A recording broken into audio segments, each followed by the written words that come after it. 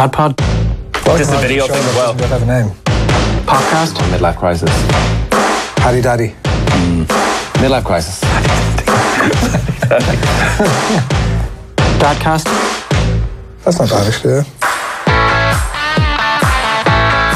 Oh yeah. Episode 20, baby. Episode bloody 20. What's the intro like? I can't. I don't ever hear the intro. Oh, you ruined it with your Paddy Daddy bullshit. Still. I was actually the one who came up with that intro, so screw you. No, I mean, we're nobody's been praising it. No one thought it was going to survive, so it would do for as long as we thought it would do, and now it's time for us to recut it with some actual good stuff that's happened on the show. So that'd be a pretty short intro then. Or maybe some of the praise. Most relatable podcast on the internet. We should include that. We pay actors to come in and...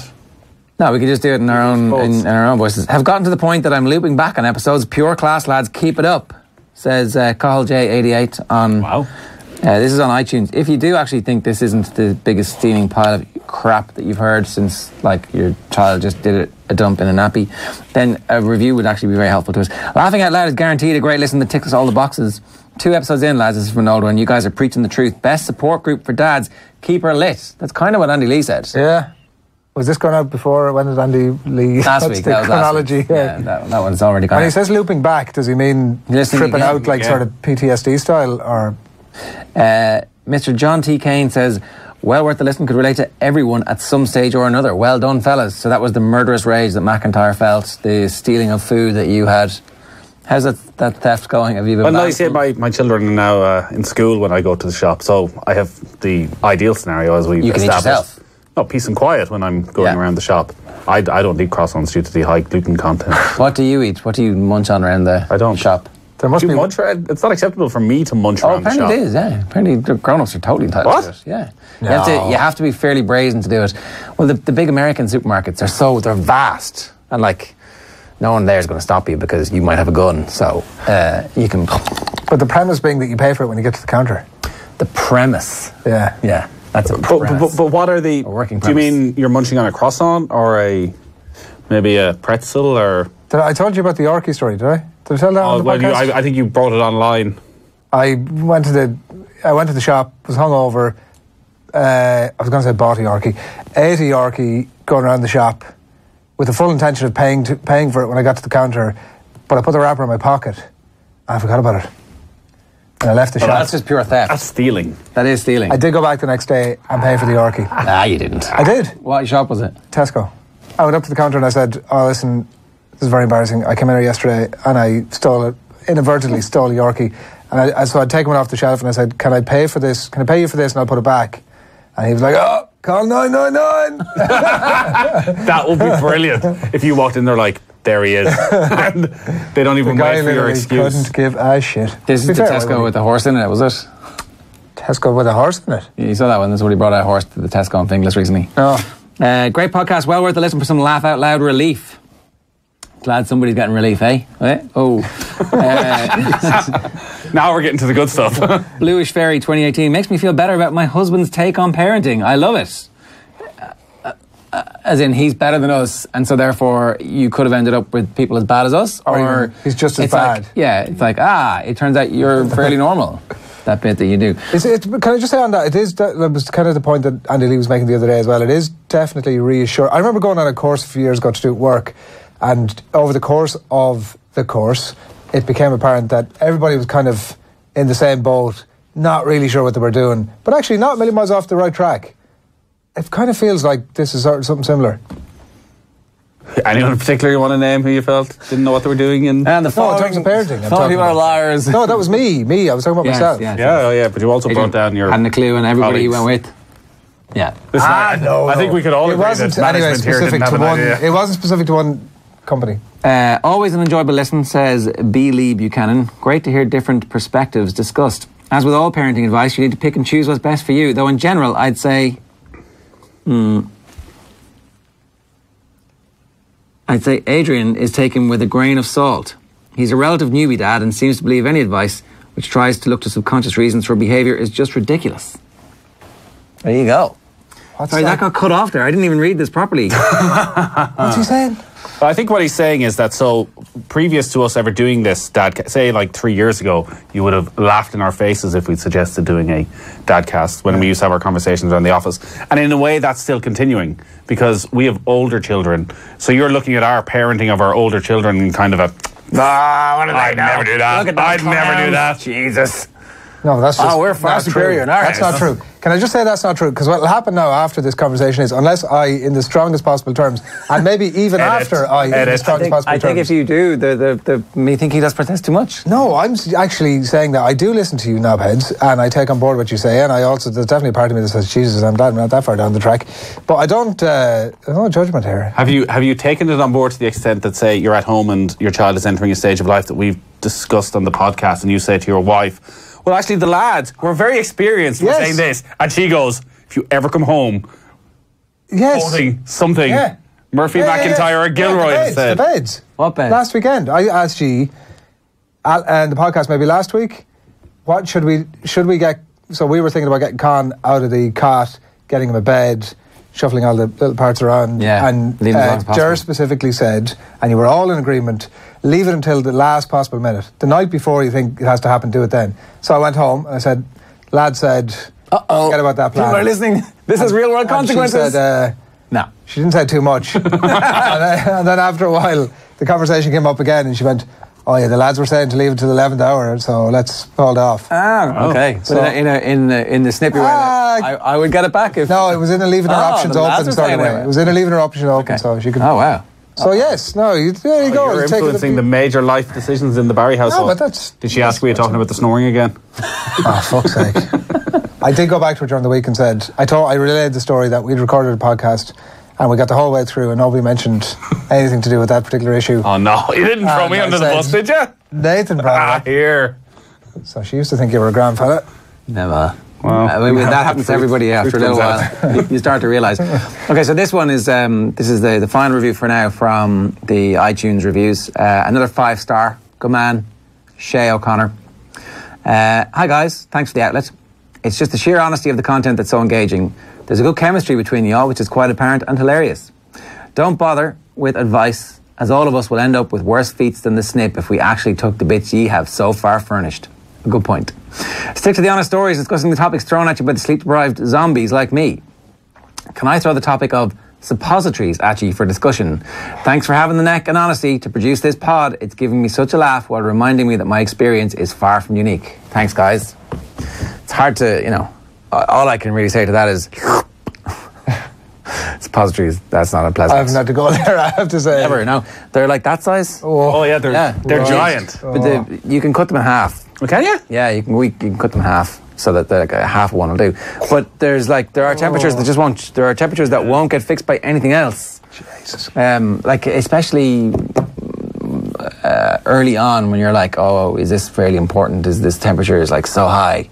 Now, like temperature needs to get to about 50 before you're like, that's probably. You get out of bed. Probably fix this. Should do something about this. But yeah, it's not. I mean. It's not pleasant. No, and it's definitely it's worse for me than it is for you. Like, well, I don't know. It's scarred for life. Yeah. But go on, follow that thought. There's no way I can make the comment. Delete. That ends well for anyone. Yeah. So like, I don't know. Do you want advice? It's like. It sounds of things he's been through. Get in and do it and get out. You're not bringing that up if you haven't been through it already. So, like, what can we tell him? Yeah, and you need to make sure it doesn't come out. And then, well, that's the other thing. That's the biggest problem.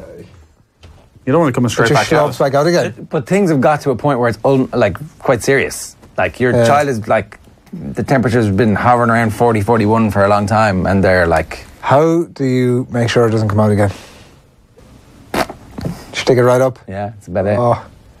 Our fella he doesn't like getting his nappy changed, right? To the point where he'll be kicking and screaming, like, sometimes to the point where there's shite going everywhere. I can't imagine trying to do that. Like... sometimes you just gotta hold them down. The pink steroids, have you got the pink steroids yet? No. So there's like a peculiar strain of asthma that we have that the inhalers don't really work. and the pink steroids are the only thing that's going to open up the airways. And the first time you do it, you mix it into water and you fill the syringe with it, and then you realise that the taste is the most disgusting thing of all time. Right. So you literally get 1 milliliter of water and put the little tiny tablet in it, wait long enough for it to get that milliliter back in, and at that point you're like leaning on them to jam it in, and frequently it goes all over the place. Yeah. Because it's obviously so disgusting. He's just coming through a bit of a cold at the minute, so we give him Calpol. So they give you the syringe and you take this, yes, nurse, I'll have 7.5 millilitres of your finest Calpol, please. But he knows this, he doesn't want this shit at all. Like, you can't get near him with it. Like, Calpol? He doesn't like it. God. Have you tried the different flavours? All the flavours, no interest. So, he loves yoghurt. 7.5 mils of your finest Calpol into the yoghurt, please. And see, sometimes he's smart enough that he'll have a couple of spoons and he'll go, that's not great, I'm not having that. But frequently he'll just go, I love yoghurt, and it doesn't taste quite right, but screw it. You don't worry that there's something within the cultures in the yoghurt that will react with the Calpol? We asked. Who'd you ask? Mr. Calpol? Send an email. Medical person. Right. Pharmacist. They'll laugh in your face. No, they said yogurt's a great idea. Okay, an email from David. Dave here, based in the Cayman Islands. Please don't name me. Based in the Cayman Islands. D. McIntyre, by any chance. D. McIntyre, yeah, who's moved to the Cayman Islands. My Monday lunch always matches up with the Monday night rugby perfectly. Good man, tune in all the time, he says. Anyhow, having only recently found Dadcast, love it, and I caught up by smashing an episode a day during what little me time in the AM I have walking the dog while wife and baby sleep. Sometimes. Here's the thing. Look at you two. Keys and Grey. Is it? Did you smash it? Nathan's going to... Look. Yeah. Oh, sorry, I'd just taken a sip of water. Yeah, I mean, come on. Jesus Christ. I didn't want to spit it all out. I think it's Here's the thing. We're flying back to Ireland from Cayman in a few weeks for our daughter's christening. She's 6 months old and our first child. I myself fly a lot for work, and babies have always been that dreaded nightmare to be seated close by. Now, as fate would have it, I'm on the other side and anticipating an interesting long-haul journey. How did you guys find your first ever dad flights? Already seeing the extra baggage we'll be lugging about, and the thought of waiting in lines with there seems a daunting first world problem. It can be frustrating enough as a grown man travelling alone. I am still seriously considering upgrading my seat to business class, leaving... Let me finish. Leaving child in coach with wife. But wait, it's not as bad as it sounds. The reason is so that my wife and I can alternate seats during the flight to try and relax, get some sleep. The reason has logic, as we'll have a long drive when we land in Dublin. But my fear is being shamed by the airline staff as we board, and I drop them off to go up top and be given the customary glass of bubbles. Okay, jokes aside, being honest, I'd voluntarily stay down in coach to begin with and let the wife enjoy the pre-takeoff upgrades. Pre-dad life travel logistics seems so much easier. And then he also says that he plays rugby with Peter Stringer's brother David, who plays his international rugby for the Cayman Islands, and he has a photograph of Is he? No, I didn't print it out because I thought that wouldn't be fair to Peter Stringer's brother. Also, have you seen the photograph? Yeah. Does he look like Peter Stringer? As you can see, they're the image of one another, picked from a recent international. So that was like, What age was the child? 6 months. Sure. What's he got to worry about? What? Is that not the child obviously can't be leaping and the ears buck jumping around the place? I don't know why. Oh, no, there's no experience. I think any age below 5 is dangerous territory on a plane, because from sort of 1 to 5 they don't like sitting for an extended period of time, and like that's a long flight. But that child is 6 months old.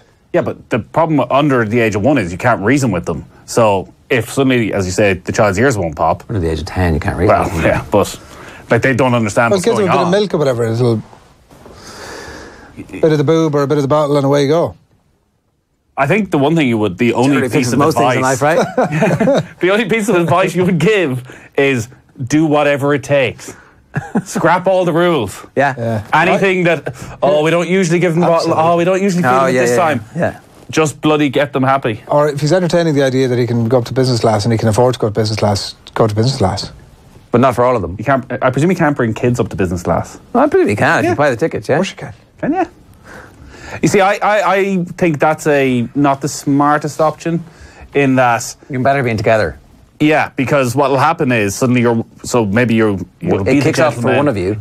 And everybody else is around, and suddenly like you're still going to end up in a bad situation at some stage where even if you've started an economy and you're moving up to business and you've let your wife have the glass of champagne and she might have had to sleep for a couple of hours, she comes back refreshed. But if you then feck off up to business class and the child goes apeshit for the next 3 hours, you didn't have to stroll down through the plane. You don't. No, you shut that curtain. Suddenly, but 3 hours later, you're strolling down through the plane. And everyone's looking around, going, "Oh, you're the guy who's just left his wife by herself for the last 3 hours with a screaming child that we've had to listen to." Yeah, that we've had to listen to is the bit. Yeah, but screw that. Woo! I'm actually not sure the business class is really worthwhile. You did a long haul flight, didn't you? Yeah, you went to China, Hong Kong. Yeah, Hong Kong. I'm not sure the business class will be worth it because the child is 6 months old. Oh, you flew business class, yeah? Everybody in business class? No, I didn't. Nice. The child is 6 months old. Oh, there was no story. No business class. No, that didn't happen. You're the worst liar in the world. No. But, so if I continue my point, the child is 6 months old. Yeah. What's the value of, like, the child is going to sleep. More space. Oh, loads of space, yeah. And booze. But that doesn't matter to the child. The child is going to sleep. Booze. The child's going to sleep probably no matter where, right? If they're going to sleep, they're going to sleep. Or the child might be awake for the whole thing. That's also a distinct possibility. That there will be no sleep. There's just a wakefulness and a fear, like... Getting angrier and angrier with every passing hour. You could be one of those parents, who puts together a nice little pack for all the people who sit alongside you on the plane, apologising in advance for your child's behaviour. Now, those people are absolute tools, obviously. I've never heard of this. What's this? I've never seen it in reality, but it's the sort of thing you see, I think, maybe more in America, where small planes, over-eager parents will, put a little pack together that might have a newspaper and a bar of chocolate and a drink and earplugs and they'll have written a letter on behalf of the child saying, "Hi. Wankers. Yeah. My name's Adrian. I'm 6 months old and I just can't help but cry sometimes when I'm on an airplane. I'd like to say sorry in advance and my mommy and daddy are doing their best." So if you, in any one plane at any one time, you could be sitting, there could be like two, there could be 3, 5, another 3, 8, like at least 10 people around you. You're doing up 10 of these packs? Yeah. Screw that. Spending like a couple £100. I'm saying, like, it's one of the passages of life that sometimes you're stuck with the baby, somebody else's baby, and sometimes you get to inflict the pain back on other people. Yeah, and you're in that period of your life now where you get to inflict the pain, so, make the most enjoy of it. So you're saying, don't do the upgrade thing, tough it out. Well, I've never flown business class, so I don't know how good it is. Adrian. Amazing. Flying business class is amazing. I have flown business class, so I'm not saying that I flew business class that time, but I have flown business class. Lovely. I just can't see the 6-month-old what? Not denying it either. Not for a 6-month-old. I can't see that. I just can't see the benefit. So last week we had an email from Ross who told us about, as the coffin was lowered into the ground, his kid shouted, "All gone!" at a funeral. He was there with his granny. That everybody could hear. So his follow-up: I was on a flight back from Mallorca when our small lad was 6 months old. Coming into land, the flight was very turbulent and the little guy was in hysterics on my lap. To try and calm him, we went to grab the travel bag from the floor to get the spare soother. The bag seemed stuck under the seat in front of my wife, so my wife was pulling the strap harder and harder. I was wearing shorts and flip-flops. And finally, we pulled the strap and out popped the bag, along with my big toenail pulled clean up. Oh no.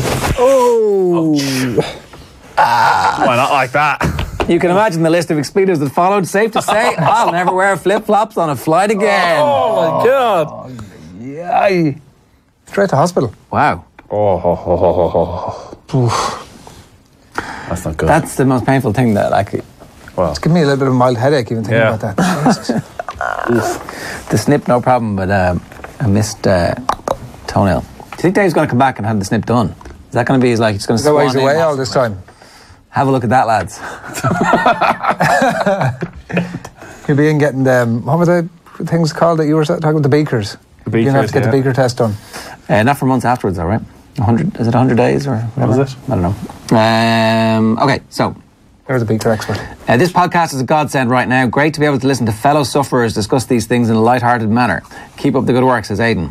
I was listening to episode 14 this morning. It was just the therapy I needed. We have 2 boys, 19 months and 2 months. The older fella has been waking a lot more since the new arrival, waking up screaming and crying wildly, calling for mummy, but she's in the other room with our 2-month-old and is getting feck all sleep anyway. Endured an hour of this last night. Took him out of his cot to try and settle him. Tried to put him back in after a while and it drove him crazy. Took him to the bed with me, which usually works, and he went even crazier again.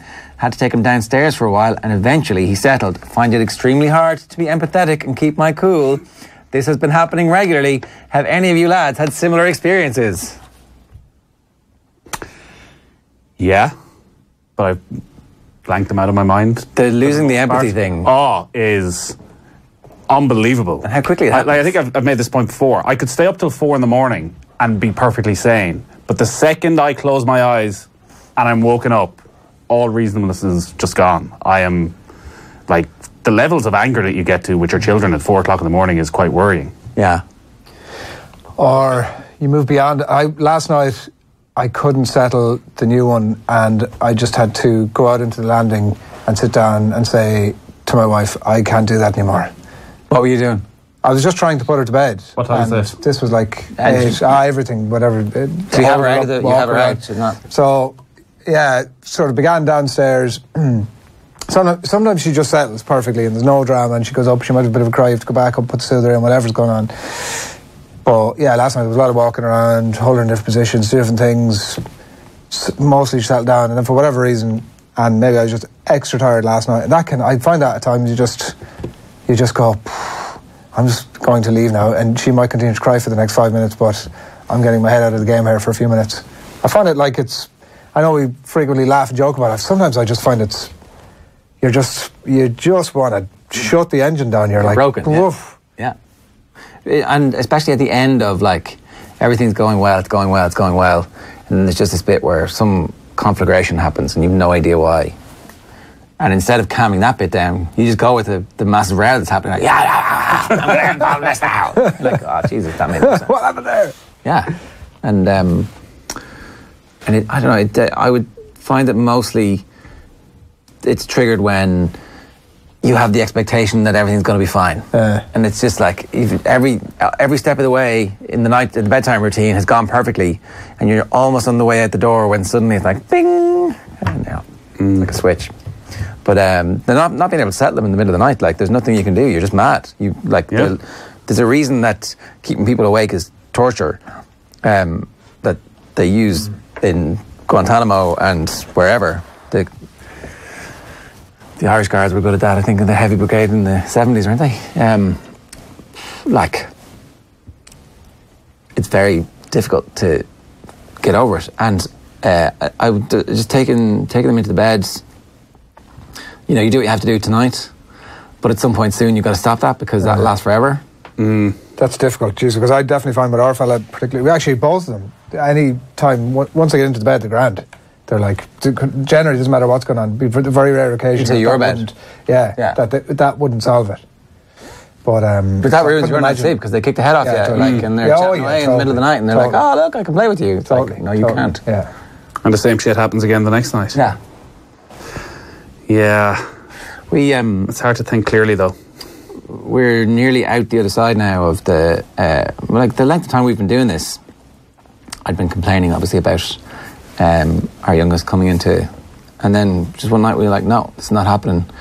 And for a week, he would get carried back into his bed, and then he stopped coming. And then he was getting up really early, and occasionally would still get in at like 4:30 or 5, which was which was a massive improvement from he could be in any time from 11 on.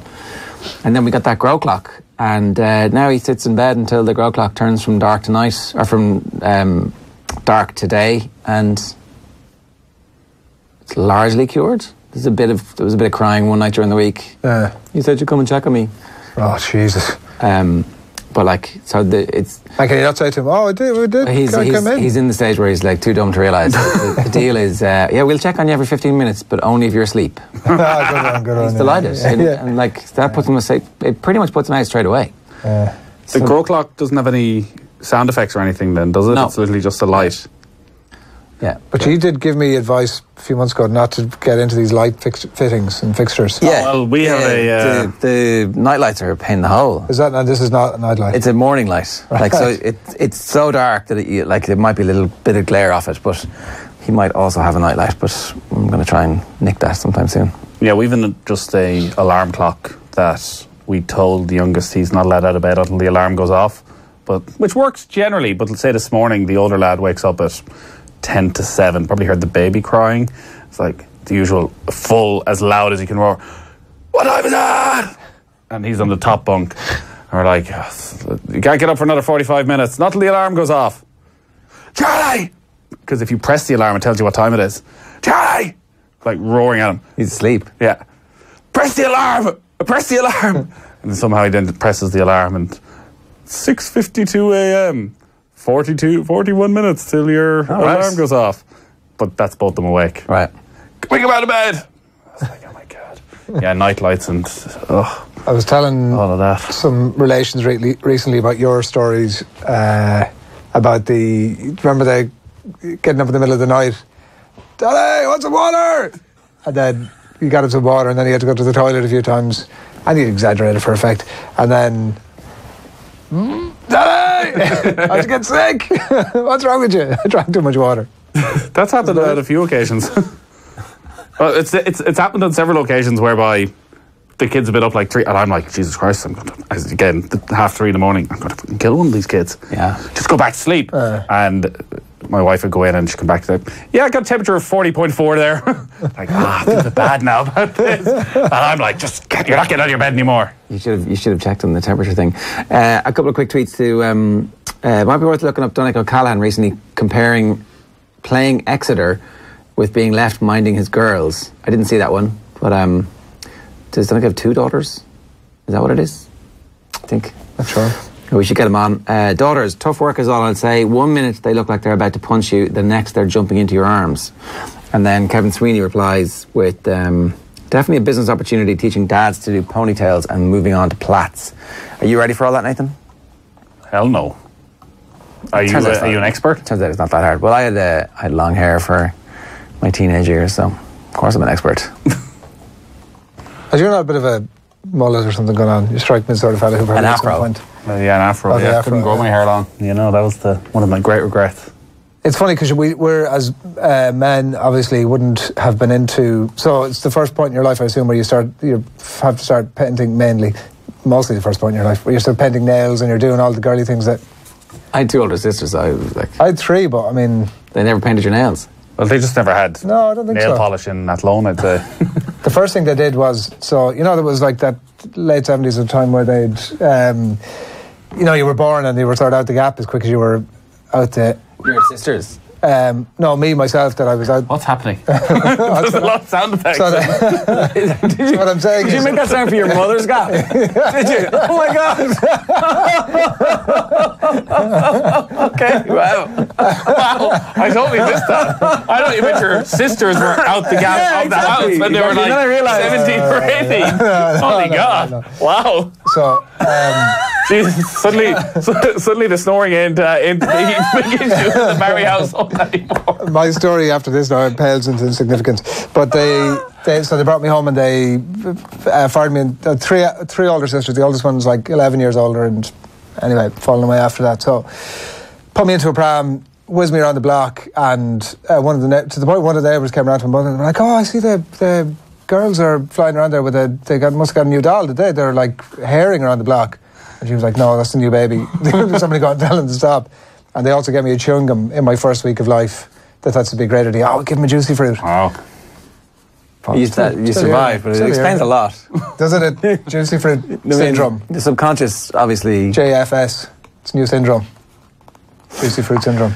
All right, is there anything else that you want to talk about this week? Not really. I keep bringing up my son is hitting people thing, and nobody's giving me any solutions, or he's still at it. Our children are just so well behaved. We've never experienced such a... Well, you're the one who thinks they're badly behaved because they're loving each other. Wow. Well, they're actually battering the shite out of each other now. So they... Yeah, I don't know. I mean, I think that I want my kids to be able to push back, like. In a way But he's not pushing back. He's pushing. Yeah, so I would want the kids who he's doing the pushing to push back. And this is random. exactly the point. Yeah. So he's too young to know that what he's doing is trying to hurt people, right? I just think can't fully communicate himself in a scenario, and so ends up hitting somebody. That's my reading of it. It might be entirely wrong. Anyway, he was at some playgroup during the week, and he hit a girl, and the girl thumped him back, and he started crying. He did. Yeah. Oh, good for him. I think good for her, good for everybody. I hoped it would have some sort of an impact on him. I don't think he just didn't care about it. And put the pain together with the being hit. I don't think so. No. Somebody said to me recently, "Oh, did you hit when he hits you? Do you hit him back?" Like, no, don't hit him back. Like, I don't want him to think this is an equal exchange here. No, exactly. It's okay for the 2-year-old girl to hit him back.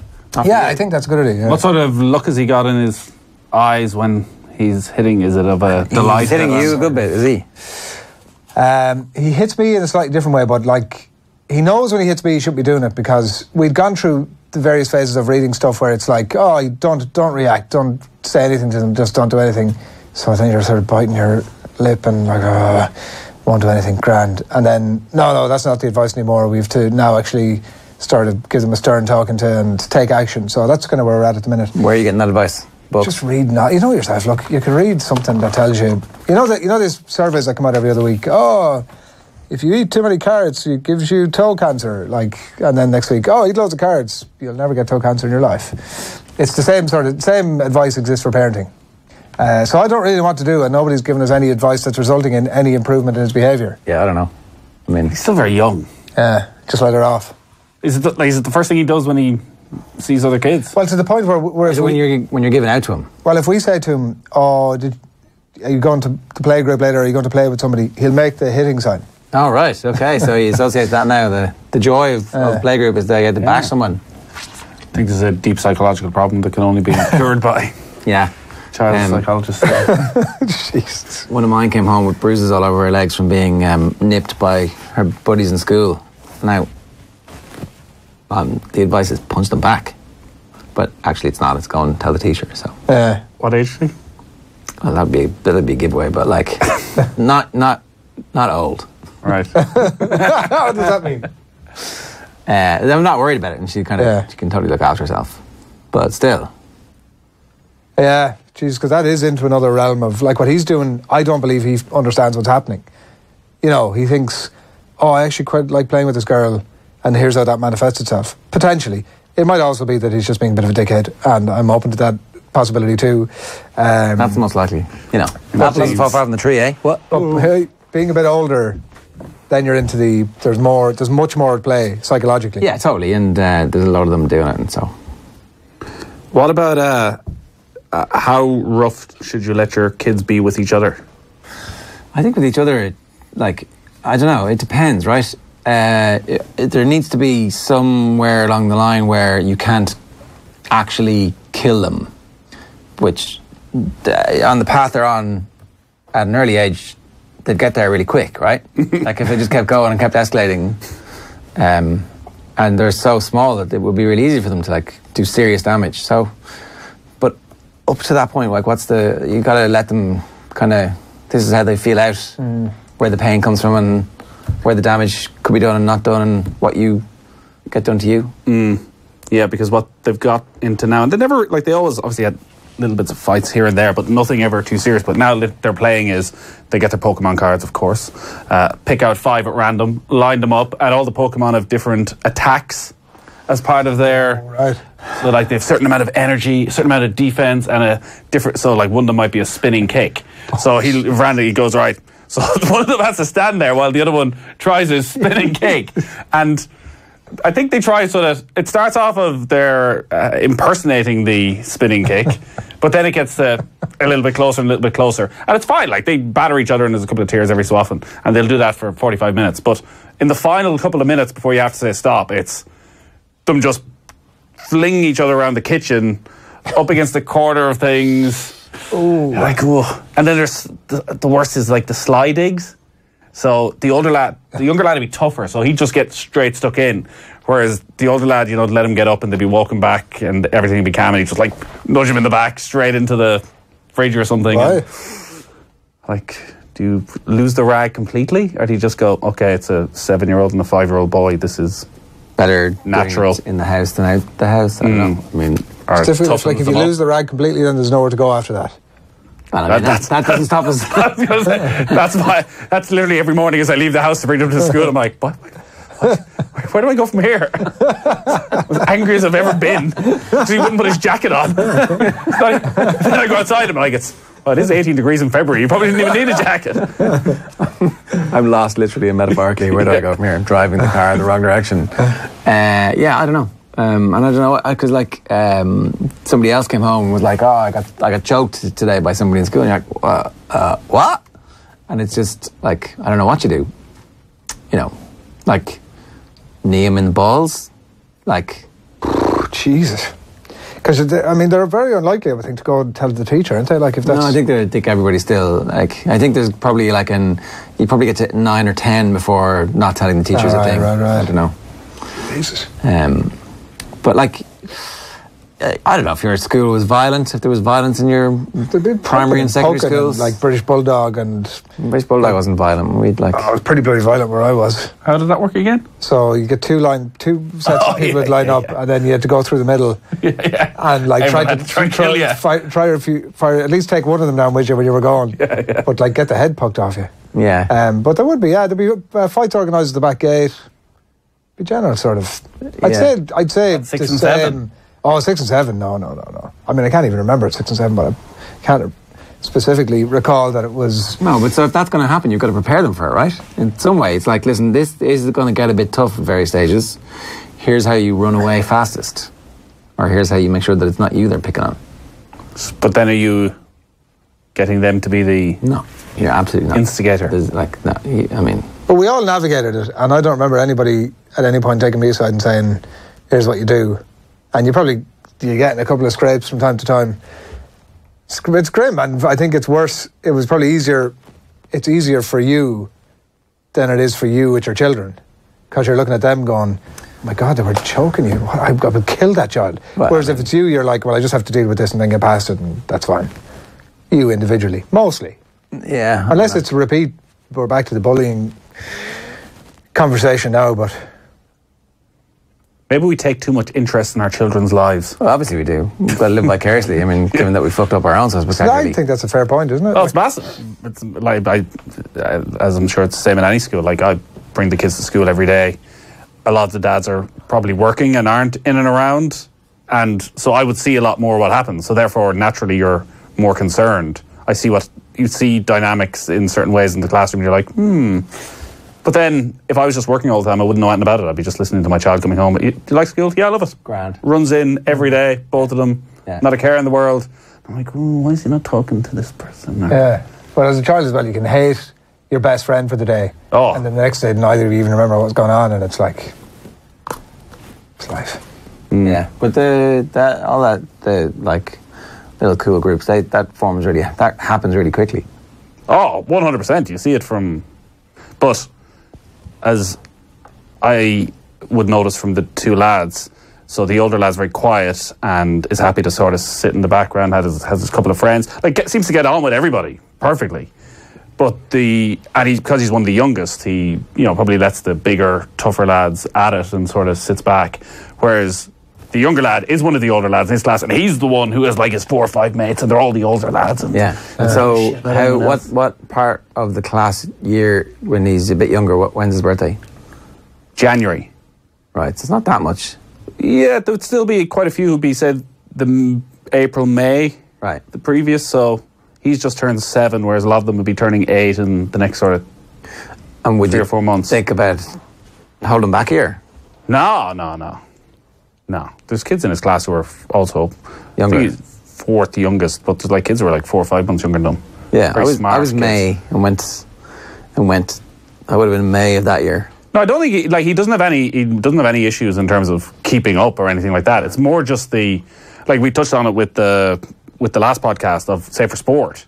Like, it does, all the statistics suggest that for sport, being younger... He's January, yeah, so he's great. Gives him... No, but the problem is he's playing with the year above him. Yeah, but so it'll hopefully even itself out, and he'll go back playing. And he'll be like, wow, amazing. Look who's arrived down from first class to play with all these senior infants. Yeah.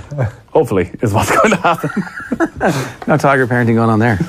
You have to leave that long enough for him to drop back. Don't burn it from first class into senior infants. Oh, no, you want to be, like 6th year into 5th year or something, much further down the track. Yeah, all right. Dadcast@offtheball.com for your mailbag contributions. Good advice. Thanks very much for being part of this week's show. You can rate us on iTunes, by the way. We obviously, as you know, if you've got this far, we do read them, and we're very grateful for them. So thanks very much. We'll see you next week. Look.